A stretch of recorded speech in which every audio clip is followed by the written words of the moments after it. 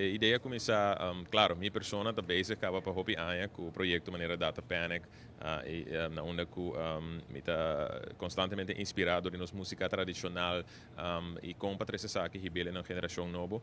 Em caso de projeto aqui, depois como está como invitado na cumbre de cultura algum luna passar, nossa cinta e o aqui que a ideia não também para seguir o projeto na Sina e para mim é um honor para Sina me portar junto com o Ministério de Cultura e também Departamento de Cultura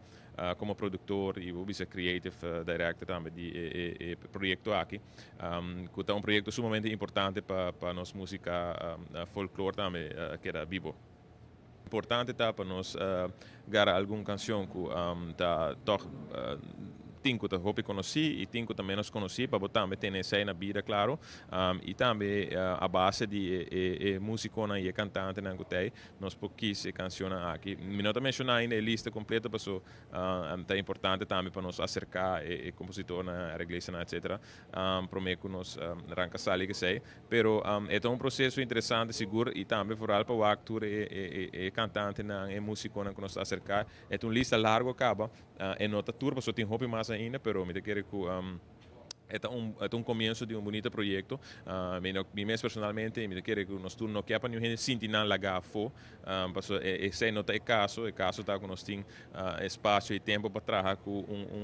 algum músico para começar e me quero que o projeto vai se crescer para assim nós podemos trabalhar com mais também em Luna Nango também. Para começar, eu bisa estava um surprise anteayer que o Michael estava a caminho para apresentar o projeto aqui, possivelmente bisa algo assim, não me será um lugar hope tempo acaba e me querer necessário também. E me querer eta hope vira mais interessante, caminho nós também está involucrando diferentes gerações também, então eigenlijk het vira mais uma fusão entre músicos, artistas, lá nós vimos de 2 décadas passadas e nós está combinando junto com a geração nova aqui, então nós está criando uma fusão aqui de música de antaño com a música de 20 10 anos passados,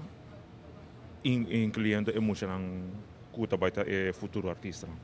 Eu creio que é muito importante, desde o caso que o qual nós também está fazendo, de maneira Michael explica acaba, nós também está combinar música tradicional, então com uma fusão de música atual,